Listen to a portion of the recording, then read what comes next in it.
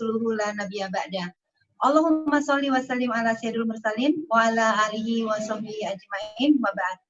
Apa kabar pemirsa PKS TV dimanapun Anda berada? Senang sekali kita bisa berjumpa lagi.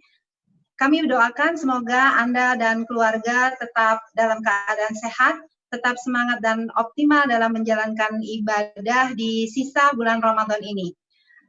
Selama 90 menit ke depan, saya dan akan bersama dengan Anda dalam acara Bincang Sehat bersama Dr. Neng Widaningsih. Ya. Beliau sudah bersama kita dan tema yang akan diangkat nanti adalah menu sehat berimbang untuk meningkatkan imunitas. Ya, Dr. Neng Widaningsih Iriani lahir di Sukabumi tanggal 5 Mei, sudah menikah dan dikaruniai 3 orang anak. Beliau adalah lulusan Fakultas Kedokteran UI tahun 2003. Pernah menjabat sebagai Ketua Keputrian Forum Studi Islam FKUI, juga pernah menjadi pemimpin umum media Aesculapius FKUI. Pernah bekerja sebagai dokter umum di Rumah Sakit Permata Cibubur sampai dengan tahun 2007, dan sejak tahun 2007 hingga saat ini beliau adalah dokter umum praktek mandiri. Nah, di tengah-tengah kesibukan beliau sebagai umahat, baik sebagai umahat, sebagai dokter maupun sebagai narasumber di berbagai acara-acara seminar, beliau saat ini juga diamanahi sebagai Ketua SPKK DPC PKS Kecamatan Gunung Putri, Kabupaten Bogor. Masya Allah ya, kesibukannya padat, pasti jadwalnya setiap hari padat sekali ya, Bu Neng ya. Pemirsa PKS TV, sebagaimana biasanya, kita nanti akan ada sesi tanya jawab. Silahkan bagi Anda yang ingin bertanya, pertanyaannya bisa diajukan melalui live streaming ini. Jangan lupa tuliskan nama dan asal Anda, ya, nama dan asal Anda. Dan hari ini sangat istimewa karena SPKK DPC Gunung Putri akan memberikan satu door prize. Door prize-nya akan diberikan kepada penanya yang pertanyaannya paling bagus menurut versi Bu Neng. Ya, baik, kita sapa Bu Neng. Bu Neng sudah bergabung bersama kami. Assalamualaikum. Waalaikumsalam warahmatullahi wabarakatuh. Apa kabar, Bu Arum? Alhamdulillah, kumaha Bu Neng, damang? Alhamdulillah, damang. Iya. Sehat, Bu Neng, alhamdulillah. Iya, Bu Neng, ini kita masih membincang tentang pandemi COVID-19 ya. Kalau saya baca dari referensi yang saya dapatkan ya, untuk menghadapi COVID-19 ini memang dibutuhkan tubuh yang fit ya, dibutuhkan tubuh yang fit, dan kita perlu menjaga kesehatan kita agar tidak tertular virus ini. Nah, barangkali apakah ada dari dokter sendiri ada semacam saran ya, diet khusus ya, atau menu khusus, apakah kita mungkin harus lebih banyak makan protein hewani atau bagaimana yang kemudian ini bisa meningkatkan imunitas kita sehingga kita bisa terhindar dari COVID-19 ini. Bagaimana Bu Neng? Ya, Bu Arum, sebelum saya paparkan tentang nutrisi ya atau diet seperti apa yang bisa meningkatkan daya tahan tubuh kita ya atau imunitas kita. Ini sepertinya kita ada teman lagi nih Bu Arum. Bu Arum belum kenalin satu orang lagi ya, tamu kita yang nanti 90 menit ke depan akan menemani kita, Bu Arum. Biar yang lain biar yang lain juga tahu nih siapa nih gitu. Oh iya, saya sampai lupa ya. Baik, pemirsa PKS TV, hari ini satu kehormatan kita bergabung bersama kita Presiden PKS TV ya, biasa dipanggil dengan Kang Debe. Ya, kita sapa dulu Kang Debe. Assalamualaikum, apa kabar Kang Debe? Waalaikumsalam warahmatullahi wabarakatuh. Kumaha kabarna sadayana? Iya nih, ternyata seorang YouTuber juga ya Kang Debe ya? Iya, alhamdulillah. Iya, ya. Baik, kita kembali lagi ya Bu Neng ya, Kang Debe. Nanti bisa ikutan ngobrol bersama kita ya. Oke, siap. Ya, kita kembali lagi ke Bu Neng kepada pertanyaan saya tadi, apakah ada menu atau ada diet khusus untuk menjaga stamina kita agar kita terhindar dari COVID-19 ini? Iya, Bu Arum dan sahabat sehat PKS TV di mana saja berada, alhamdulillah kita sudah berada pada hari-hari di bulan Ramadan ini ya, yang kemudian juga sudah menjalaninya, serta yang tidak kalah berbedanya adalah pada bulan Ramadan ini kita masih stay at home ya, dengan pandemi yang kemudian harus kita sikapi. Nah, banyak beberapa pertanyaan yang terkait dengan diet, apakah perlu diet khusus atau makanan khusus ya, sehingga daya tahan tubuh kita menjadi lebih baik. Sesungguhnya imunitas kita itu bisa kita peroleh bukan hanya dari satu sisi saja. Misalnya nutrisi saja yang kita penuhi gitu ya. Tapi ada beberapa faktor yang pada kajian sebelumnya sudah saya sampaikan, yaitu yang pertama dia pemenuhan nutrisinya. Yang kedua adalah bagaimana pola istirahatnya, tidur malamnya. Yang ketiga, bagaimana aktivitas fisik dan olahraganya, dan tentunya dalam kondisi seperti ini, manajemen stres, ya, pengelolaan emosi yang baik itu sangat berpengaruh juga terhadap imunitas kita. Ya. Nah, kemudian yang ingin disampaikan terkait dengan tadi ya, nutrisi. Kita kan sekarang bahas tentang nutrisi ya. Topik hari ini tentang nutrisi. Ada guideline-nya, ada pedomannya, dan ada pengaturan menu. Nah, untuk pedoman ini tentunya kita sebagai seorang muslim ya, sama-sama kita pahami dan kita ingat kembali arahan Allah dan Rasulullah Shallallahu Alaihi Wasallam bagaimana seorang muslim itu ketika menyikapi makanan dan minuman yang dimakan sehari-hari ya. Di sini ada surat Al-Baqarah ayat 108 ya, saya bacakan artinya. Wahai manusia, makanlah dari makanan yang halal dan baik yang terdapat di bumi. Dan janganlah kamu mengikuti langkah-langkah setan, sesungguhnya setan itu adalah musuh yang nyata bagimu. Jadi kata kuncinya adalah halalan thayyiban ya. Dan itu ada di muka bumi ya, tersebar banyak gitu ya, karena yang halal itu banyak sedangkan yang haram itu sedikit. Sedangkan kemudian pada surat Al-Mu'minun ayat 51 Allah berfirman, wahai para rasul, makanlah dari makanan yang baik-baik dan kerjakanlah kebajikan. Sungguh aku maha mengetahui apa yang kamu kerjakan. Dan dalam surat Al-A'raf yang tentunya sering kita ingat ya, bahkan anak-anak sering hafal potongan ayat tersebut ya. Wa kulu washrobu wala tusrifu ya. Janganlah makan dan minumlah, tapi jangan berlebihan. Jadi itu adalah sebuah guideline seorang muslim gitu ya. Bahkan diperjelas oleh Rasulullah SAW dalam hadis riwayat Ibnu Majah. Ya. Rasulullah bersabda, tidaklah seorang manusia memenuhi satu wadah yang lebih berbahaya dibandingkan perutnya sendiri. Sebenarnya seorang manusia itu cukup dengan beberapa suap makanan yang bisa menegakkan tulang punggungnya. Namun jika tidak ada pilihan lain, hendaklah sepertiga perut itu untuk makanan, sepertiga yang lainnya itu untuk minuman, dan sepertiga terakhir untuk nafas. Nah, jadi dari sini kita tahu itu bahwa nutrisi yang kita butuhkan itu yang pertama itu adalah halal, yang kedua adalah thayyib ya. Yang kedua adalah baik untuk kesehatan. Jadi ada barang-barang atau jenis makanan yang sebenarnya halal, tapi karena kondisi kesehatan tertentu itu menjadi tidak baik buat kita, maka kemudian harus dihindari.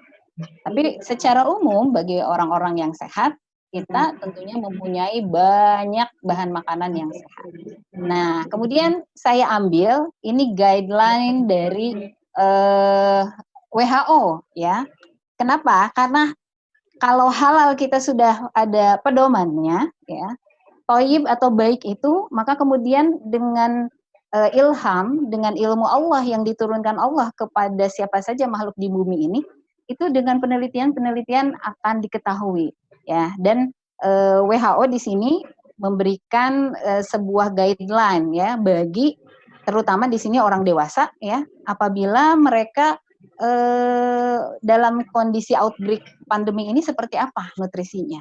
Jadi disebutkan oleh WHO, orang dengan gizi seimbang, terpenuhi nutrisinya dengan gizi seimbang, itu akan lebih sehat ya.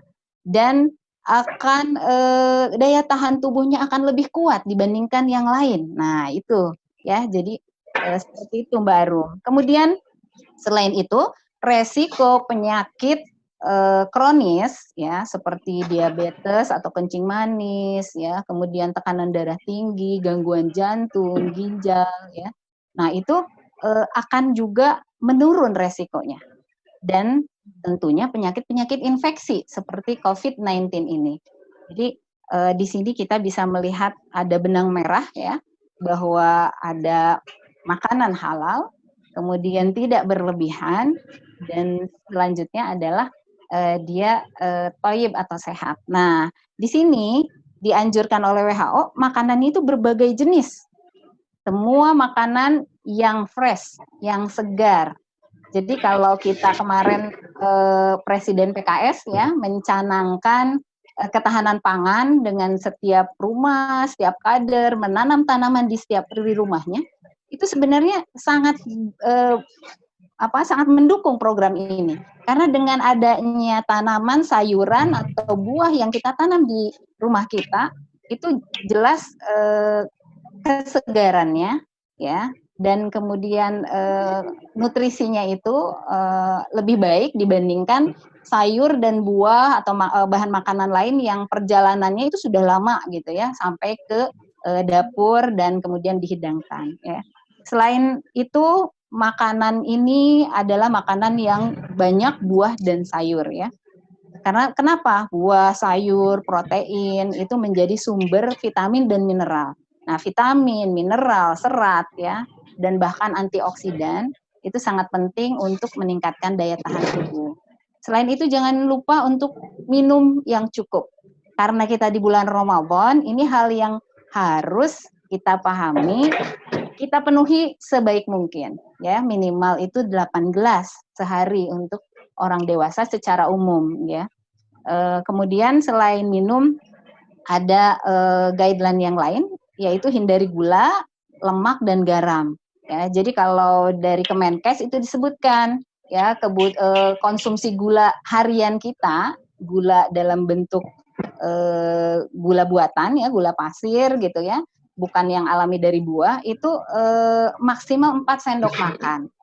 Kalau garam itu sehari maksimal 1 sendok teh.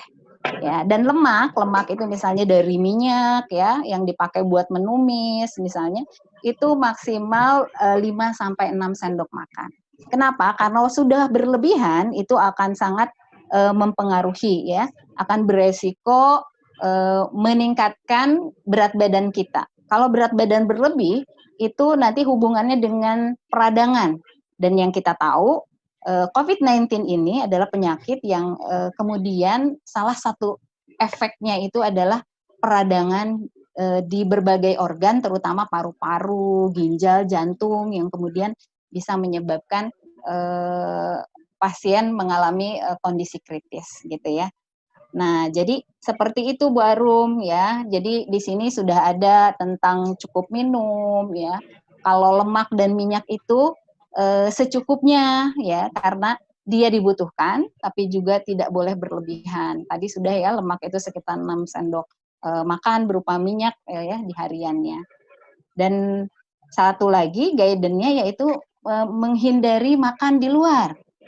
Nah, makan di luar artinya kalau kita makan di restoran kita sulit untuk menjaga jarak sehingga kondisinya nanti kesulitan ya. Selain itu Bu Arum, terkait dengan pengaturan menu nih Mbak Arum. Pengaturan menu itu ada terdiri dari pemilihan bahan, persiapan dan pengolahan ya. Jadi bahan yang dipilih itu yang segar. Sehingga nanti kalau kita nih sudah bisa menanam tanaman di sekitar rumah kita, di pekarangan, di pot ya, di tempat-tempat yang bisa kita manfaatkan. Nah, itu tentu pilihan bahan yang segar. Dan kemudian makanan-makanan lokal, buah lokal, sayur lokal ya yang ada di petani-petani kita di dalam negeri itu jauh lebih baik kita konsumsi karena dia berada di dalam daerah kita sehingga masa pengantarannya, pendistribusiannya tidak terlalu lama dari mulai dipetik sampai ke dapur kita. Begitu pula untuk buah. Buah itu kalau bisa buah yang musim. Kalau saat ini misalnya musimnya kebetulan juga misalnya musim jambu merah, nah itu adalah buah yang sangat baik karena pada musimnya ya ada pada musimnya dan dia juga adalah buah lokal. Kalau untuk persiapan nanti bisa kita bahas mungkin ya di bagian sesi lain ya Bu Arum. Begitu pula dengan pengolahan. Jadi intinya kita harus cukup ya dengan karbohidrat, protein, lemak, ya, vitamin, mineral yang semuanya itu bisa terpenuhi lewat berbagai ragam makanan yang kita konsumsi. Gitu Mbak Arum. Ya. Jadi intinya kita makan panduan makan kita halalan toyiban dan dietnya itu tidak ada beda ya Bu Dokter antara dalam keadaan pandemik seperti ini atau tidak sama ya. Tadi sama sebenarnya. Ya jadi kalau kita lihat ini adalah momen kita Bu. Momen ketika pandemi itu kita balik ke pola sehat. Yang sebenarnya pada hari-hari biasa itu makanan kita tuh harusnya seperti ini gitu sehingga nanti 5 tahun 10 tahun ke depan kita bisa menghindari kegemukan, kita menghindari tekanan darah yang tinggi, menghindari resiko penyakit kencing manis ya dan resiko-resiko penyakit lain yang tadi dikaitkan dengan gara-gara makanan ya. Bu Karena Dokter, ya. Bu Dokter, ya Kang Bang. Untuk tadi menarik ya untuk minyak ya untuk lemak itu minimal berapa tadi? 6 sendok makan. 6 sendok makan berarti sehari. Itu yang digoreng atau gimana maksudnya? Nah itu. Diminum. Enggak, jadi dalam hal yang luas ya, tapi terutama kalau yang di edisi itu yang di gambaran Kemenkes itu adalah minyak yang dipakai untuk menumis. Kenapa saya sebut menumis? Karena kalau menggoreng itu kita pastikan pasti lebih dari 6 sendok makan yang terserap ke makanan kita. Jadi makanya memang dihindari makanan yang digoreng-goreng itu dikurangi lah gitu. Karena ibaratnya kalau kita menggoreng kerupuk nih, baru nih yang jago masak kalau menggoreng kerupuknya misalnya seperempat, minyaknya itu bisa habis seberapa itu. Kalau di wajan bisa tiba-tiba hilang tuh minyak. Dan orang kadang tanpa sadar, saya jarang ngemil, saya makannya sedikit, nasinya sedikit, tapi kerupuknya stopless. Nah itu kan jadi berlebihan. Kalau untuk minyak ya, itu kan dipergunakan untuk dikonsumsi untuk menggoreng ya. Iya. Nah itu bisa maksimal berapa kali digoreng itu minyak ya untuk digunakan di rumah? Jadi anjurannya, Kang Den Bagus, anjurannya itu hanya 1 sampai 2 kali pemakaian. Kalau sudah lewat dari 2 kali pemakaian, maka itu akan terbentuk yang namanya lemak trans. Nah, lemak trans ini itu disinyalir menjadi lemak yang berbahaya. Sangat berbahaya bagi kesehatan pembuluh darah kita, kesehatan jantung kita ya. Dan itu yang bisa menyebabkan salah satunya sumbatan-sumbatan dan gangguan jantung. Tapi kalau untuk protein, walaupun tadi disebut 1 sampai 2 kali pemakaian, untuk protein misalnya kita habis goreng ikan, habis goreng tempe, itu baiknya 1 kali pemakaian. Karena kalau kita lihat, kalau habis menggoreng ikan, baru warna minyaknya kayak apa? Hitam, ya kan? Berubah. Ya, beda misalnya kalau menggoreng mungkin pisang goreng gitu ya, atau ubi goreng, sama dengan menggoreng tempe atau ikan. Nah, itu pasti warnanya berbeda. Jadi ketika dia sudah warnanya seperti itu, 1 kali saja kalau untuk penggunaan minyak goreng baiknya kita ganti. Makanya ya lebih sehat dikurangin, karena sehat itu ternyata irit ya, irit minyak kalau, gitu ya, dan sehat. Kalau gitu misalnya kita memakan nggak pakai minyak goreng gitu ya, misalkan rebusan gitu lebih sehat ya? Iya, Betul. Nanti kita lemaknya dapatnya dari kacang, dari alpukat, dari ikan. Itu kan lemaknya lemak yang baik. Iya. Oh, jadi lemak itu mesti tetap Bu dibutuhkan Dokter, ya? Iya. Iya Bu Dokter, tadi disebutkan anjuran atau pola makan yang standar dari WHO itu untuk usia dewasa. Biasanya usia dewasa itu range-nya dari umur berapa sampai umur berapa? Apakah kemudian ketika di luar usia tersebut kemudian takarannya berbeda atau bagaimana, Dokter? Iya, kalau untuk kan dewasa itu sekitar di atas 18 tahun ya, tapi memang kalau intinya bahwa makanan itu dari mulai dia sudah usia 1 tahun, dia sudah bisa makan makanan keluarga. Ya, hanya saja kemudian disesuaikan, misalnya ada pedas sambal gitu ya, itu yang tidak dipakai gitu kan. Tapi intinya makanan yang harus dimakan oleh orang dewasa dengan anak-anak umur 1 tahun itu jenisnya sama. Sehingga kalau mau sehat itu ya anak-anak kan, kalau bayi itu kan nggak pakai bumbu penyedap, ya hanya mungkin garam juga sedikit, bahkan hampir nggak dipakai, gula mungkin juga sedikit, jadi lebih ke arah bumbu rempah-rempah. Yang sehat tuh seperti itu. Nah kalau untuk jumlahnya, nah itu baru disesuaikan. Jadi untuk orang-orang tertentu yang punya penyakit atau lansia, pasti jumlahnya akan berbeda dengan orang dewasa muda, karena kebutuhan setiap orang tergantung dari aktivitasnya dan usianya, berat badan, jenis kelamin ya.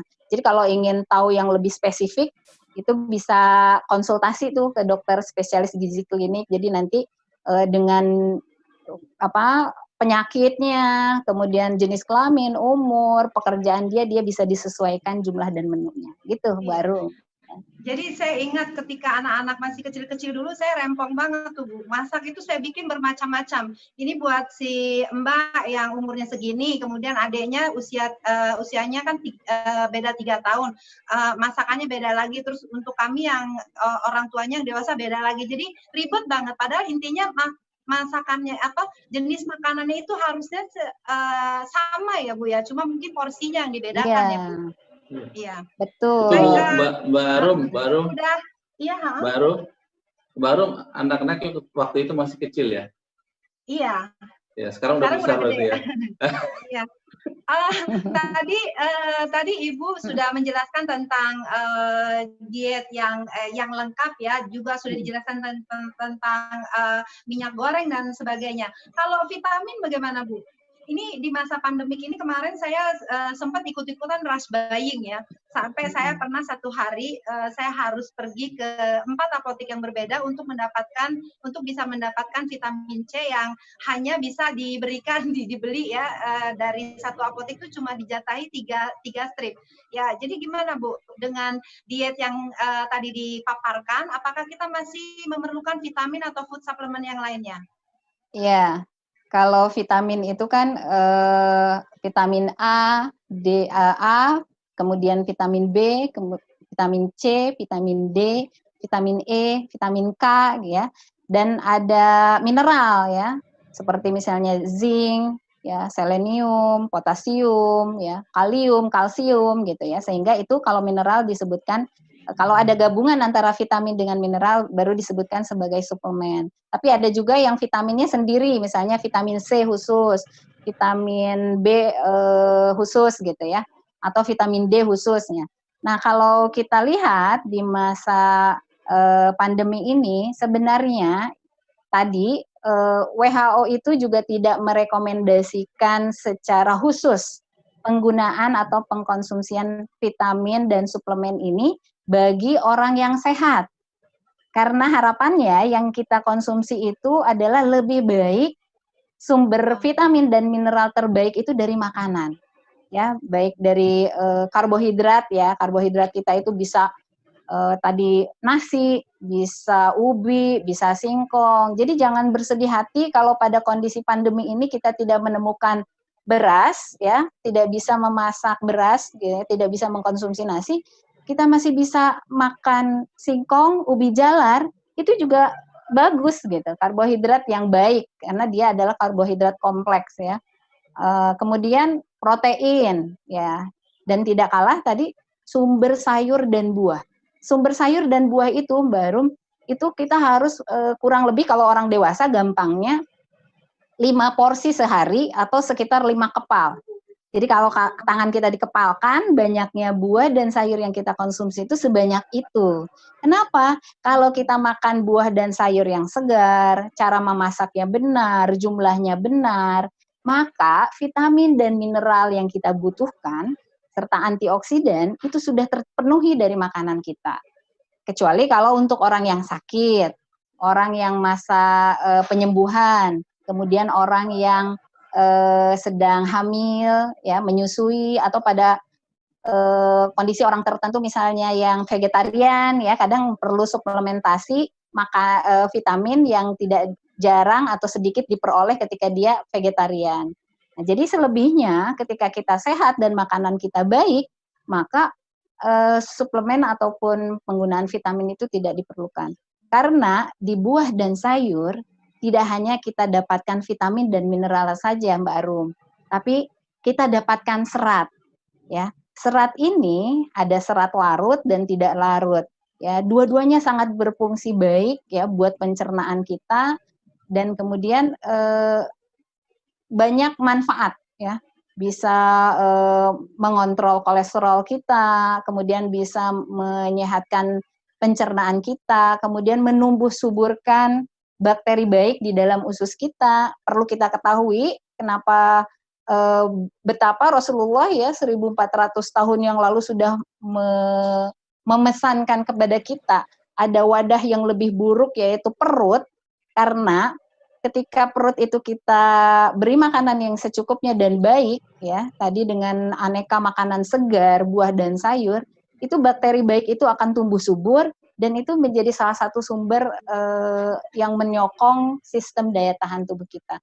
Jadi selama kondisi-kondisi yang tadi saya sebutkan, sebaiknya kita mengkonsumsi makanan langsung yang segar, ya, yang fresh, kemudian juga makanan dari buah sayur lokal, ya, dan lebih baik lagi kalau jarak antara dipetik dan kita konsumsi itu berdekatan. Begitu, Bu Arum. Jadi nggak usah panik buying lagi ya. Oh, rempong Bu, itu kemarin saya sampai ikut-ikutan orang yang gimana, Mbak? Kang Debe ikut-ikutan juga seperti saya nggak kemarin rush buying untuk beli vitamin C? Kalau panic buyingnya waktu ini aja, awal-awal aja, cuman bukan buat vitamin, buat kebutuhan di rumah. Cuman pas kesininya udah normal, nggak terlalu panik, jadi udah biasa. Untuk vitamin sih kita di rumah pakai ini sih, pakai ada herbal gitu, madu ya. Pakai begituan. Bu Dokter bagus nggak Bu Dokter kalau itu aja? Iya, madu bagus, Kang Debe. Jadi salah satu yang direkomendasikan juga untuk meningkatkan daya tahan tubuh itu madu. Hanya saja perlu kita pahami, madu itu mengandung gula juga. Oh, jadi gitu, iya. Kalau pada orang-orang tertentu, misalnya orang yang kencing manis, nah itu hati-hati. Bisa jadi dokter yang merawatnya, yang paham kondisi gula darahnya levelnya di mana, itu bisa jadi melarang karena madu juga mengandung gula. Tapi bagi orang dewasa sehat dengan takaran cukup ya, secukupnya, misalnya nggak minum sebotol gitu ya Kang Debe, Iya. Nah itu insya Allah bagus gitu. Ya, radikal banget tuh Bu. Iya. Karena orang pikir bagus, biasa begitu ya. Ini vitamin C bagus, beli, minum tiap hari gitu. Padahal yang terbaik ya tadi dari buah-buahan dan sayuran. Ibu, Bu Dokter menarik nih, Mbak Arum juga tadi kalau nggak mendapatkan beras ya di dekat kita gitu, kita adanya singkong gitu ya. Ini informasi harga singkong Mbak Arum berapa di Gunung Putri atau di daerah sana Mbak Arum? Harga singkong berapa? Tolong diinformasikan. Saya nggak pernah beli singkong. Nggak pernah beli singkong. Nggak pernah beli singkong ya. Kalau saya stok singkong nih 10 kilo ada. Kemarin beli langsung. Berapa tuh sekilonya? kilo. Ntar saya tanya sekarang kita dari rumah aja ya, jadi belanja seperlunya aja. Kadang-kadang karena memang tadi itu kan Bu Neng bilang kalau singkong itu adalah pengganti saja ya, singkong, ubi ya, itu pengganti beras ya. Kalau di luar itu biasanya saya mau ngaku salah dulu nih Bu Neng ya. Biasanya saya kalau singkong itu saya goreng yang sampai ngepiur gitu. Kan enak sekali itu Bu Dokter ya. Baik, kita lanjutkan. Dan sering-sering ya Bu Arum. Nah kan, makanya saya pengennya nggak ngaku sebetulnya tadi. Udah tahu kalau itu salah. Sesekali ya. boleh. Iya, baik kembali kalau lagi. Kalau singkong sekali yang baru tuh lebih sehat. Cuman harus daun singkongnya saya sering konsumsi ya untuk bikin pecel kayak gitu ya. Oke, kembali lagi ke pembicaraan kita ya Bu Dokter. Iya. Kan kemarin tuh ya panik buying juga ya tentang masker ya, karena memang penularan dari virus ini salah satunya adalah melalui droplet yang bisa terjadi dikarenakan batuk ya atau bersin ya. Jadi kita harus pakai masker ya, sampai teman-teman tuh ada yang kreatif bikin masker dari warna-warni lucu-lucu gitu. Nah, saya mau tanya Bu Neng, saya kalau lagi bikin sambal atau numis-numis cabai yang bumbu yang ada merica dan cabainya kan suka bersin tuh. Jadi kadang-kadang saya suka berpikir gini, aduh saya barusan masak tuh bersin, jangan-jangan droplet. Nanti droplet kena ke makanan saya yang saya buat, ntar jangan-jangan keluarga saya atau tetangga saya yang saya kasih makanan saya ketularan lagi. Itu gimana Bu Dokter? Apakah kalau masak kita juga harus pakai masker gitu untuk menghindari droplet ke makanan kita atau gimana? Ya, ada banyak hikmah di masa pandemi ini. Salah satunya adalah tadi ya, pola hidup sehat kita dievaluasi kembali gitu ya, sampai sejauh mana kita sudah melakukan pola hidup sehat. Termasuk juga salah satunya adalah etika batuk atau etika bersin. Nah, jauh sebenarnya sebelum pandemi ini, saya sering mengedukasi ya, terutama kepada pasien ya. Salah satu dari beberapa pasien itu kan adalah remaja ya, yang kadang kalau pilek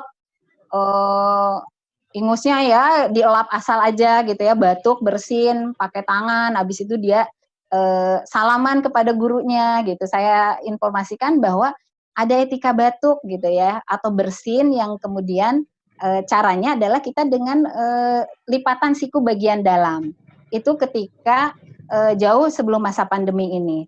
Tapi kalau kemudian Mbak Arum masak nih di rumah ya, kemudian tiba-tiba bersin, ya itu tutup sama dengan lipatan bagian dalam dari siku kita agar kemudian dropletnya nggak kemana-mana. Walaupun kita sehat, kita nggak tahu kita sakit apa, sehingga untuk menghindari itu kita tutup dengan lipatan siku bagian dalam atau misalnya pakai tisu.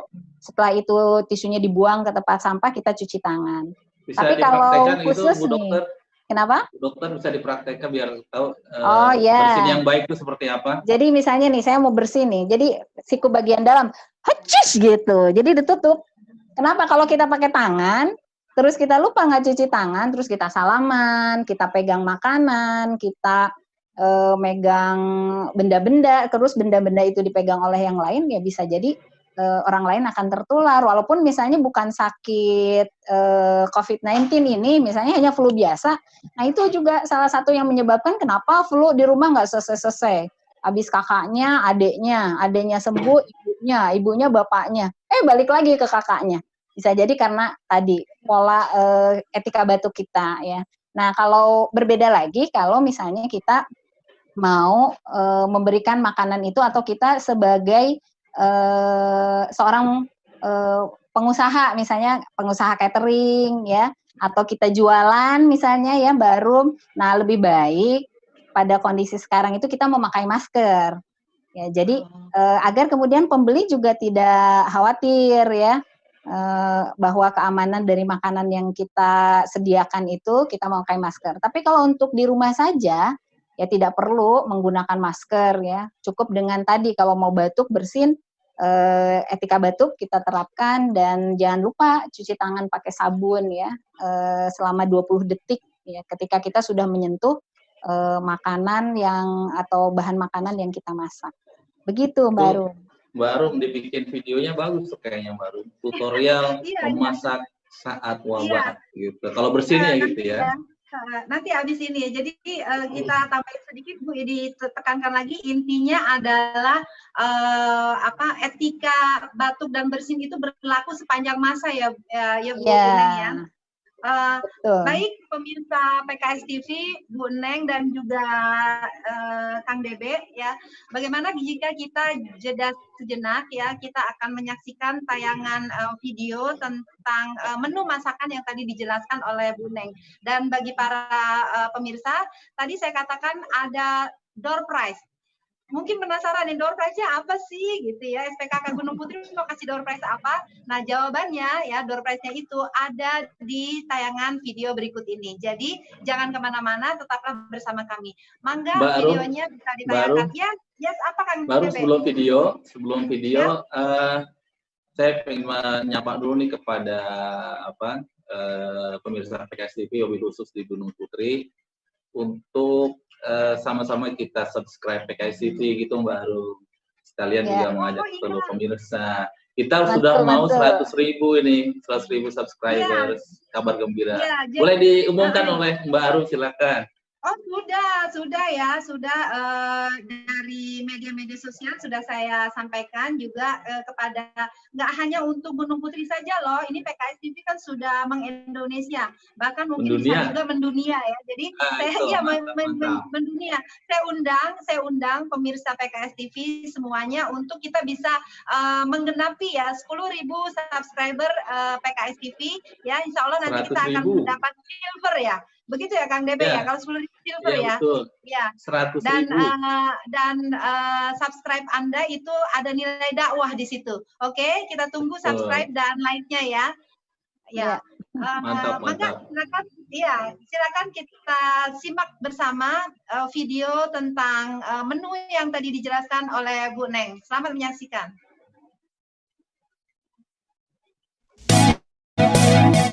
Iya. Pemirsa, apakah Anda sudah mendapatkan jawabannya? Kira-kira apa door prize yang akan diberikan oleh SPKK DPC Gunung Putri? Ya, betul sekali jawabannya. Celemek ya, 1 celemek akan Anda dapatkan nanti untuk pertanyaan yang terbaik. Oh ya, saya atas nama kru PKS TV mohon maaf apabila tadi ada kekurangan dalam video. Salah satu diantaranya adalah musiknya ya, terlalu keras. Mudah-mudahan ini bisa kita perbaiki nanti di lain waktu.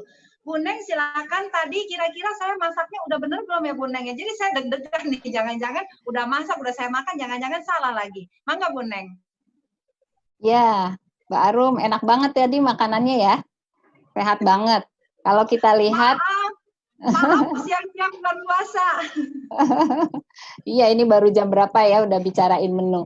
Tapi kalau lihat tadi kan menunya kita masih pakai nasi ya, sekitar 150 gram ya, atau kurang lebih 1/4 lebih dari piring. Nah, kemudian ada ikan. Tadi ikannya ikan nila ya.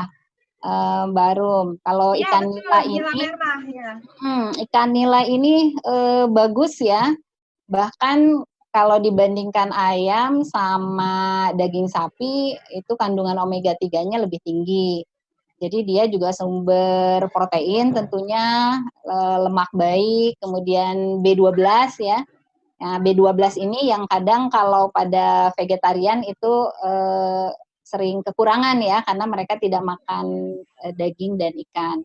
Kemudian tadi udah pas tuh kalau ikan itu dipepes ya, karena kalau digoreng misalnya itu kandungan omega 3-nya akan sedikit berkurang ya, atau rusak gitu. Apalagi kalau gorengnya sampai dengan minyak banyak dan sampai garing gitu ya, nah itu gizinya jadi berkurang banyak. Kalau tahu memang protein nabati yang bagus, yang kemudian kenapa kita sama-sama pepes ya, karena biar menghemat gas juga sih, Barum. Karena kalau kita sekalian pepes ikan, pepes tahu ya, kalau seorang ibu kan harus cerdas nih kalau di masa pandemi gimana bikin makanannya harus yang bergizi baik, disukai semua, dan juga pengolahannya bisa lebih simpel. Jadi dalam satu kali masak kita bisa gabungkan ya. Nah, kemudian sayur nih, karena memang kalau kita lihat tuh 150 gram sayur tuh sebesar itu tuh, semangkok gitu ya. Nah, itu kebutuhan satu porsi sayur, sedangkan kebutuhannya bisa sampai 3 porsi dalam sehari. Kenapa kita pilihnya tadi, Mbak Arum pilihnya kelor ya, daun kelor itu gampang banget tumbuhnya. Jadi kalau kita mau menanam itu bisa pakai stek batang, sama batangnya dipotong, kita tancap di tanah itu bisa tumbuh gitu ya. Dan kelor ini sekarang lagi terkenal ya, karena dia kandungannya itu luar biasa. Jadi selain juga laktogagum ya, jadi memperbanyak ASI seperti juga daun katuk. Nah, kelor ini mengandung zat polifenol. Polifenol itu salah satunya quercetin. Nah, di beberapa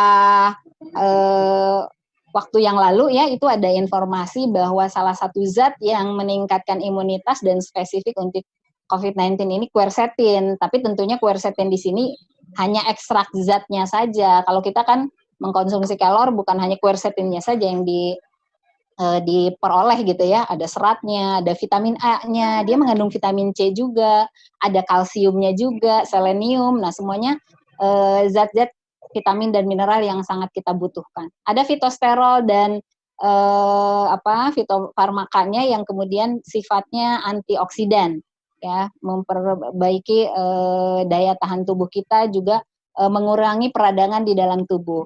Hanya saja kalau sayur hati-hati, terutama kalau kelor ini tadi kan pengolahannya itu harus dengan waktu yang singkat. Jadi jangan terlalu panas, kemudian apinya juga kecil. Kalau bisa hanya setelah mendidih, bumbunya sudah matang, baru dimasukkan kelornya beberapa menit, ditutup, matikan apinya. Jadi ini Bu Dokter, untuk kondisinya nggak terganggu. Ya, gimana Kang? Kelor, untuk daun kelor itu katanya juga obat untuk yang sedang bingung, yang sedang putus asa gitu, Dokter ya. Karena, gitu ya, saya baru dengar malah. Iya, karena dunia tidak selebar daun kelor katanya. Bang Debe bisa aja ya. Bukan itu Bang Debe, untuk Terus satu lagi Bu Dokter, tadi gimana Mbak Arum? Ya. Dulu waktu kecil kalau ada Baru orang tadi meninggal pakai ikan itu ya. Pakai kelor. Ya gimana Kang Oh Debe? gitu ya. Untuk ini tadi ikannya ikan apa tadi yang dipakai, ikan mujair ya? Ikan nila kayaknya ya. Ikan nila, saudaranya mujair berarti ya? Ya, temenan itu berapa temenan. kilo Bu sekarang Bu? Kemarin saya beli 30.000 1 kilo.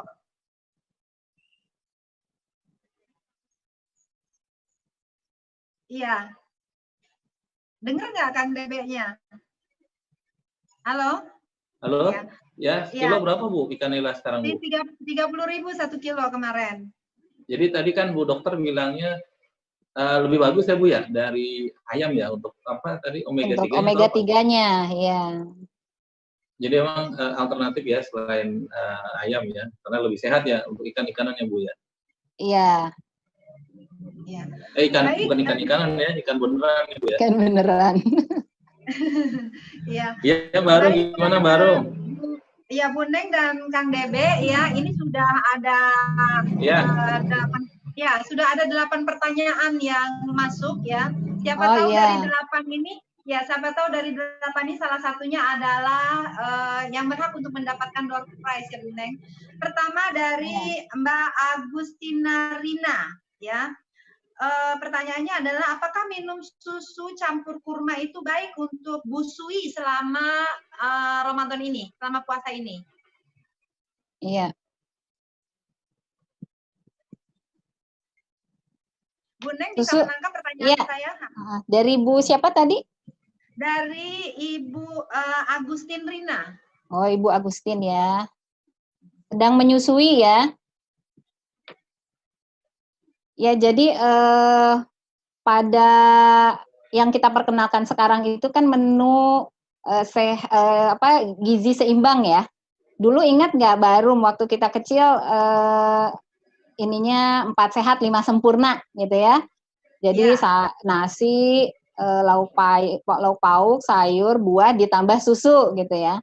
Nah, sekarang lebih ke arah disebutnya gizi seimbang. Kenapa? Karena susu itu sebenarnya masuk ke dalam kategori sumber protein gitu. Dan pada ibu menyusui itu kebutuhan proteinnya memang lebih besar atau bisa dibilang paling besar di antara kebutuhan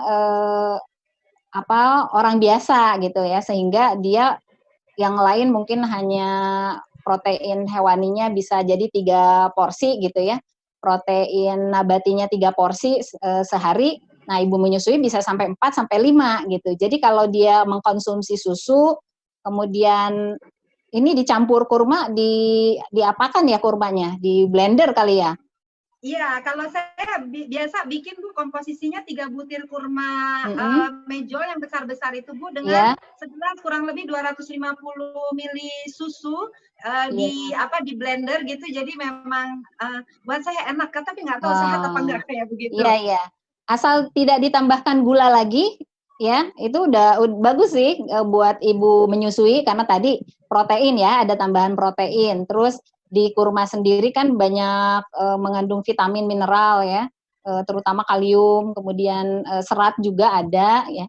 Jadi kalaupun mau digabung, jangan ditambah gula lagi karena kurma itu juga sudah mengandung gula tadi gitu. Bagus buat ibu menyusui. Dan satu lagi, kalau lagi puasa begini, dia harus banyak minum ya. Minimal tuh sekitar 3 liter kalau untuk ibu menyusui.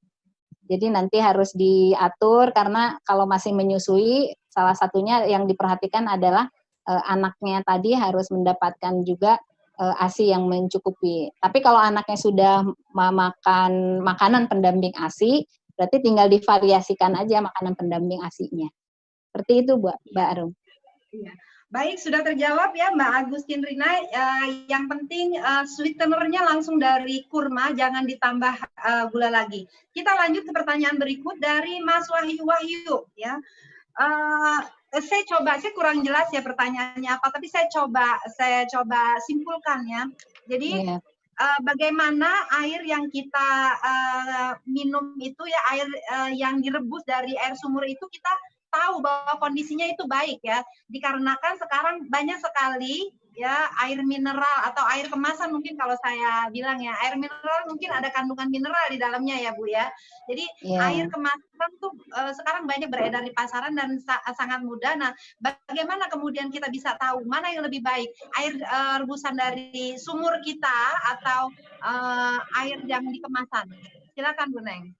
Ya, syarat air yang kita konsumsi itu yang pertama dia tidak berbau ya.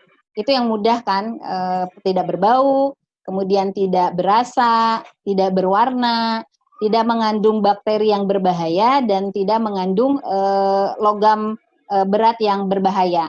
Nah, 5 parameter itu kalau tidak berbau, tidak berasa, tidak berwarna, bisa kita lihat langsung secara fisik. Kemudian yang keempat, tidak mengandung bakteri berbahaya, bisa kita masak. Karena sebagian besar bakteri itu mati dalam kondisi di atas 70 derajat Celcius, sedangkan kalau air mendidih kan 100 derajat Celcius.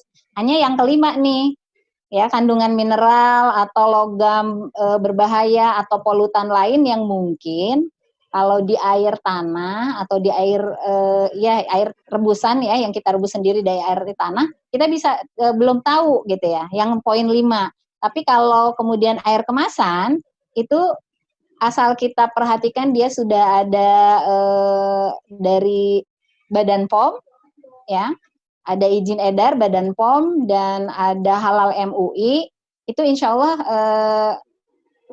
selama dalam kondisi expire date-nya ya, masa waktu penggunaannya itu masih dalam waktu rentangnya, itu lebih aman digunakan, karena tadi poin yang kelimanya itu kita nggak tahu kandungan mineralnya apa, terus dia ada logam berbahaya atau tidak. Misalnya kalau dulu tuh ada yang disebut air sadah ya, karena kandungan mineralnya tinggi sehingga kalau dimasak itu sampai ada kerak tuh di pancinya. Nah, air sadah yang seperti itu kan tidak baik untuk dikonsumsi. Tapi kan kita tidak akan tahu kecuali kalau sudah lama mengkonsumsi itu terus di pancinya ada kerak. Jadi kelebihannya air kemasan adalah bahwa air itu sudah diperiksa ya untuk kandungan mineralnya atau polutan atau logam beratnya, logam berbahaya ya, logam berat yang berbahaya bagi kesehatan itu ada atau tidak, sehingga kemudian diizinkan untuk dikonsumsi ya, sehingga ada izin dari Badan POM. Gitu Mbak Arum. Ya, terjawab ya Mas Wahyu. Baik, sebelum kita lanjut bincang-bincang dengan Bu Neng dan Kang Debe, satu lagi pertanyaan nih dari Mbak Rahmawati. Ya. Berapa lama ya Mbak Rahmawati, berapa lama sebaiknya sayur kita simpan di lemari es agar fungsi gizinya tetap optimal, Bu? Ya, kalau sayur ini kan butuh kelembaban yang tinggi ya, makanya dia harus disimpan di kotak yang khusus. Jadi kalau nggak di kotak yang khusus yang paling bawah tuh biasanya lebih tertutup, tapi dia ada lubang udara kecil-kecilnya. Atau kalau tidak kita pakai kantong plastik, kita kasih lubang kecil-kecil. Biasanya di lemari es itu cukup penyimpanan 2-3 hari saja Mbak Rum. Karena kalau dia sudah mulai menguning, udah busuk, kondisinya jadi sudah tidak baik lagi untuk kita konsumsi, dan tentunya tadi vitaminnya juga sudah jauh berkurang. Tapi kalau serat ya masih ada, manfaat seratnya masih kita dapatkan, tapi mungkin untuk vitaminnya itu sudah turun berkurang. Itu untuk sayur baru. Ya, baik, Kang Debe nih. Kang Debe kan YouTuber ya. Misalnya kalau YouTuber tuh suka cari bahan untuk YouTube-nya pasti suka keluar ya, melanglang buana kemana gitu. Itu suka jajan di jalan nggak tuh atau gimana tuh? Biasa sih kita nyari tempat spesial makanan di daerah tersebut, biasanya masakan spesial daerah, misalkan di NTT misalkan atau di Palu atau di mana gitu ya. Biasanya seperti itu sih. Jadi masaknya dari makannya dari tempat restoran khas atau warung khas di daerah tersebut. Biasanya begitu. Ya, saya tuh Bu Neng kalau pulang ngaji itu sama teman-teman suka pulang ngaji gitu curi-curi waktu untuk mampir dulu ke warung ya. Jadi kita tuh satu geng gitu ada langganan kita tuh ya, soto ayam DPR di bawah pohon rindang atau sup iga amigos agak minggir kok sedikit ya. Ini di masa Wah, ini boleh juga Bu istrinya Bu. Istilahnya boleh juga Bu. Amigos. Amigos agak minggir kok sedikit gitu ya. Jadi di dekat warung sup iganya itu sebelah sananya sedikit ada gotnya gitu. Tapi ya kita cuek aja. Nah, Bu Neng, selama masa pandemik ini kira-kira bagaimana? Apakah kita masih aman untuk jajan kayak seperti itu, baik jajan makan di tempat atau dibawa pulang delivery service? Apakah kemudian juga ada panduan khusus untuk delivery khusus itu, delivery service itu? Bagaimana Bu Neng? Ya, kalau jajan tadi sudah ada himbauan ya kalau dari WHO, avoid outing ya. Jadi hindari kita makan di luar. Makanya salah satu aturan PSBB itu kan ketika restoran atau tempat makan itu tidak boleh menyediakan tempat duduk atau makan di tempat. Jadi harus yang dibawa ke rumah. Karena kenapa? Ketika kita berada di restoran atau di tempat jajan itu pertama di keramaian itu akan sangat sulit menjaga jarak. Sedangkan syaratnya kan tadi harus sekitar 1-2 meter jaga jarak ya. Padahal kan mejanya berdekatan. Kemudian ketika kita keluar harus pakai masker. Nah, kalau makan kita harus buka masker. Gimana kalau kita tidak bisa memastikan kalau di sebelah kanan, sebelah kiri, atau di belakang kita itu adalah orang yang sedang sakit gitu ya. Nah, kemudian kalau untuk yang ojek online, ini saya boleh share ya Mbak Rum ya, video kecil tentang bagaimana kita bisa memesan lewat ojek online. Prinsipnya sih, Ya, mangga, ya, mangga Bu Neng. prinsipnya adalah harus jaga jarak, pakai masker, dan kemudian dipanaskan.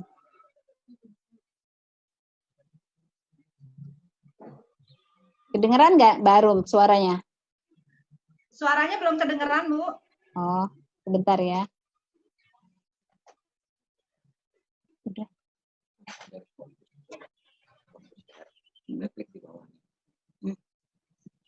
Stop dulu ya. Sebentar ya.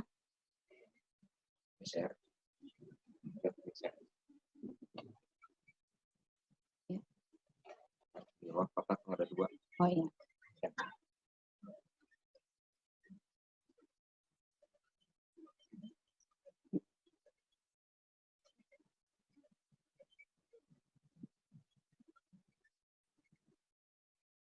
Sudah terdengar, Mbak? Belum, Bu. Oh, Mungkin belum bisa ya? dibantu dengan sambil narasi ya. Oh iya, jadi intinya adalah tadi kan udah datang tuh ya, kita terima pakai masker, kemudian terima barangnya itu cuci tangan dulu. Setelah cuci tangan, kita kan disimpan tuh cuci tangan, baru mengambil wadah yang baru. Nah, dari wadah yang baru itu kita pindahkan dari kemasan yang bawaan dari luar itu, lagi kemudian kita cuci tangan lagi. Setelah itu kita memanaskan, di sini contohnya kan sate ya, memanaskan panci dengan air sampai mendidih. Nah, setelah itu baru nanti dimasukkan. Jadi memanaskannya hanya sebentar aja sih, sekitar 3-5 menit ya. Setelah itu baru bisa kita makan. Nonton videonya itu menggoda iman itu tadi. Iya. Anak lagi pengen pesan sate katanya. Jadi ya udah. Satenya luar biasa itu bentuknya. Sudah lama itu nggak ketemu. Jadi pengen termalu kali ya. Iya, pemirsa ya Bu Neng, Kang Debe dan pemirsa sekalian, hari ini kita lagi menayangkan banyak makanan ya. Tadi ada ikan, kemudian ada nyambung sedikit ya Bu Neng ya. Ada sate. Ikan dengan daging itu bisa nggak dimakan bersamaan Bu dalam satu menu, satu kali makan gitu Bu? Kalau setahu saya sih bisa, hanya saja nanti yang perlu diperhatikan adalah dia terlalu banyak protein atau terlalu banyak lemak nggak yang dikonsumsi gitu. Jadi memang yang pas itu pasangannya adalah satu protein hewani, satu protein nabati. Kenapa? Protein hewani itu adalah sumber protein terbaik. Jadi proteinnya itu diserapnya lebih bagus. Jadi dari ikan, daging, kemudian daging ayam, daging sapi itu paling bagus penyerapan proteinnya. Tapi kekurangannya adalah lemaknya, terutama misalnya daging tadi ya, sate gitu, kemudian daging ayam itu lemaknya lebih banyak. Sedangkan kalau protein nabati itu proteinnya ya memang tidak terlalu sebanyak dan sebaik penyerapan protein hewani, tapi dia lebih terkontrol dari segi lemaknya, karena lemak di kacang-kacangan itu adalah lemak baik ya, asal tadi dikurangi ya penggunaan goreng-gorengan itu gitu. Ya. Seperti itu Mbak Arum. Baik. Ya, terima kasih Bu Neng. Kang Debe, kita lanjut ke pertanyaannya. Ini makin banyak pertanyaannya ya. Dari Mbak Umiatun. Bu Dokter, gimana caranya agar kita jera untuk mengurangi atau kalau bisa menghilangkan sama sekali kebiasaan makan gorengan? Ya, kalau dibilang menghilangkan sama sekali, karena ini sudah mendarah daging ya, baru sudah banyak ya, dan kita terbiasa dari kecil, mungkin lebih ke arah mengurangi. Kenapa? Karena bisa jadi kan kita menggoreng ikan, kadang menggoreng ayam, itu kan berarti gorengan juga gitu. Jadi bahasa gorengan tuh bukan hanya bakwan, tahu goreng gitu kan, kemudian tempe kriuk atau misalnya ayam tepung yang digoreng gitu, bukan hanya itu saja, tapi ya tahu, tempe, ikan, daging yang mungkin biasa kita konsumsi juga ada sebagian yang digoreng. Hanya yang kemudian kita perlu pahami itu kapok itu kan ada dua, Mbak Rum. Yang satu karena pengalaman buruk, ya kan? Yang kedua adalah karena pemahaman. Kalau pengalaman buruk, berarti kan nunggu sakit dulu tuh. Nunggu sakit dulu kita, kemudian baru kapok. Ya, artinya jerak tuh, mengurangi atau tidak makan sama sekali. Tapi yang kedua adalah pemahaman. Artinya begini, di Indonesia ini sekarang salah satu penyakit yang sangat tinggi itu adalah penyakit-penyakit degeneratif atau penyakit kronis. Apa itu penyakit kronis? Adalah penyakit yang memang perjalanan penyakitnya itu sudah berjalan jauh sebelum waktu itu sakit itu dirasakan. Jadi bisa jadi 5 tahun, 10 tahun sebelum muncul penyakit itu sudah mulai berjalan, ya. Apa penyakit degeneratif itu? Tekanan darah tinggi, kemudian penyakit jantung, kemudian hiperkolesterolemia atau kolesterol yang tinggi, kencing manis atau diabetes mellitus, kemudian ada gangguan-gangguan fungsi ginjal dan seterusnya, ya. Sehingga kalau dipahami bahwa makanan kita itu akan salah satunya adalah mempengaruhi berat badan, mempengaruhi tekanan darah, mempengaruhi kadar kolesterol di dalam darah kita, mempengaruhi kadar trigliserid di dalam darah kita, mempengaruhi lingkar perut kita, ya. Nah, itu semua dari makanan. Dan salah satunya adalah itu karena kelebihan kalori. Kelebihan kalori ini itu didapatkannya dari 3 karbohidrat, protein, lemak. Karena 3 zat ini yang kemudian diolah menjadi energi. Kalau kemudian kita energinya tersisa, jadi ada surplus, ya, kalau tabungan, baru kan kalau surplus tiap bulan ditabung tuh, misalnya ditabung di bank. Alhamdulillah. Nah, kalau kelebihan kalori ditabungnya dalam tumpukan lemak. Bayangkan, mulai ada tuh HP, kalau dulu zaman dulu ada pager, HP di pinggang, sampai ember nempel gitu, ya. Ada bapak hamil nggak keluar-keluar misalnya gitu kan. Artinya nah itu sudah ada tadi. Ada warning lah bahwa ternyata makanan yang kita makan itu sudah berlebihan. Dan salah satu sumbernya itu ya tadi, gorengan itu kan sudah karbohidrat, sudah lemaknya, apalagi kalau udah 5 kali penggunaan minyak gorengnya, berarti kan itu udah lemak trans tuh yang berbahaya buat pembuluh darah, buat buat daya tahan tubuh kita juga berbahaya, ya, menimbulkan proses peradangan. Nah, itu 5-10 tahun ke depan itu bisa menjadikan kecenderungan kita akan mengidap penyakit-penyakit yang tadi saya sebutkan. Ya, daripada kapok gitu karena penyakit, ya mendingan karena tahu gitu. Gimana Kang Debe? Ada anekdot itu, ya. Iya. Jadi yang buat ini sih kayaknya pengalian isu mungkin atau apa istilahnya. Jadi mereka yang kelebihan berat badan, kemudian sering makan seperti itu bukan salah makanannya, bukan salah orangnya. Yang salah itu salah planetnya katanya, Bu. Oh gitu, ya. Jadi kalau di Mars itu lebih ringan, enteng, katanya, ya? lebih ringan katanya. Masa tubuhnya lebih ringan. Iya. Baik, Kang Debe dan Bu Neng, ya, saya sudah diperingatkan. Kita tambah satu pertanyaan terakhir, ya. Yeah. Mohon maaf para pemirsa PKS TV, tidak semua pertanyaan kita jawab, ya, karena waktunya sangat terbatas. Ini dari Mbak Eni Musfiro, pertanyaannya, amankah minum vitamin C setiap hari? Dan kapan waktu terbaik? Pak saat sahur atau setelah buka, ya, untuk mengkonsumsi vitamin C tersebut. Pertanyaan kedua tadi sudah dijawab, ya, bicaranya masih seputar gorengan, ya. Emang kita tuh nggak bisa jauh dari gorengan, ya. Jadi satu pertanyaan aja, ya, Mbak Eni, ya. Iya. Tadi untuk vitamin C sudah saya jelaskan, ya, Bu Eni, bahwa vitamin C ini kalau kita memang sudah cukup, ya. Misalnya tadi makan pepaya tuh, baru pepaya 150 gram, ya. Itu 100 gram itu kurang lebih udah mengandung sekitar 200 mg vitamin C. Gitu. Jadi artinya kebutuhan kita sehari itu sudah jauh terlampaui 2-3 kali, karena kebutuhannya sekitar 50 sampai 100 mg per hari. Jadi kalau minum vitamin C lagi, itu jadi mubazir sebenarnya. Nah, kalau kita sehat, lebih baik kita makan tadi buah-buahan dan sayuran yang menjadi sumber vitamin C tadi. Kalau sakit atau masa pemulihan atau mungkin tadi ya, misalnya ibu menyusui, ibu yang sedang hamil karena kondisi kebutuhan meningkat, itu ada beberapa vitamin atau suplemen yang diberikan.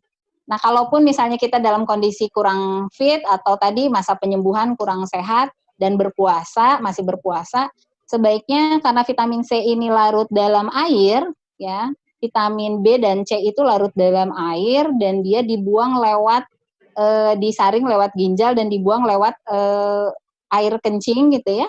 Nah, maka kemudian saya sarankan meminum vitamin C itu yang pertama adalah sesudah makan di saat berbuka, sehingga jadi konsumsi air kita kan masih panjang. Kalaupun kemudian dia berlebihan di dalam tubuh kita akan dikeluarkan lewat air tadi. Dan yang kedua, karena vitamin C itu umumnya dia asam, maka kemudian dimakannya ya sesudah memakan makanan ya, jadi perut kita jangan kosong. Seperti itu, Baru. Baik, satu bonus pertanyaan lagi buat Bu Neng ya, bonus buat Bu Neng ya. Ini dari Bu Bintarti Sutrikno tanya, makanan yang seimbang untuk penderita hipertensi itu seperti apa? Apakah betul kalau orang menderita hipertensi kemudian nggak boleh makan daging kambing? Ya, mangga Bu Neng. Iya. Kalau hipertensi berarti dietnya sudah khusus ya. Jadi dia sudah berbeda dengan yang tadi kita bahas. Yang pertama itu hipertensinya itu ada penyakit penyerta tidak? Ya, kalau ada penyakit penyerta maka itu akan menjadi tambahan untuk mengatur pola makan atau diet atau menunya itu. Misalnya dia ada kencing manis, dia disertai dengan kelebihan berat badan ya, baik itu overweight atau obesitas ya, atau dia ada kelainan yang lain. Tapi pada umumnya kalau dia hanya hipertensi saja, dan biasanya hipertensi juga dikaitkan tadi ya dengan berat badan dan seterusnya, maka yang pertama itu adalah harus diperhatikan garam. Kan tadi bahwa garam itu maksimal 1 sendok teh per hari, tapi biasanya lebih tuh penggunaan garam, dan pada orang hipertensi garam ini baiknya dikurangi atau bahkan ditiadakan. Jadi nanti rasanya itu diperkaya dengan rempah-rempah saja, misalnya bawang putih, bawang merah, ya, lengkuas dan seterusnya. Jadi masakannya diperkaya rasanya dari rempah-rempah. Yang kedua adalah lemak. Ya, orang yang hipertensi biasanya juga dia mempunyai hubungan dengan gangguan profil lemak di dalam darahnya. Jadi, nah itu berhubungan Mbak Arum dengan tadi daging kambing. Boleh nggak makan daging kambing? Boleh saja, hanya saja kemudian kambingnya bagian yang mana. Kalau yang dimakan lemak ya tidak boleh, karena itu adalah daging itu mengandung lemak yang sebenarnya kurang baik lemaknya itu ya. Jadi kayak misalnya makan ayam ya bagian dada, kambing mungkin dipilih yang hanya dagingnya saja. Dan dianjurkan lebih banyak mengkonsumsi ikan dan protein nabati yang kemudian diolahnya. Ya, kalau tingkatan pengolahan itu yang baik itu kan pertama dikukus, dipepes, kemudian direbus, ditumis, yang terakhir adalah dipanggang dan kemudian terakhir lagi digoreng. Jadi itu perlu juga diperhatikan, karena semakin misalnya dipanggang terus gosong itu juga tidak baik buat kesehatan. Digoreng juga tadi ya minyaknya berapa kali penggunaan. Jadi kalau untuk orang yang hipertensi diperhatikan asupan garam. Yang kedua, makanan yang rendah lemak ya, terutama lemak yang tidak baik yang tadi ya.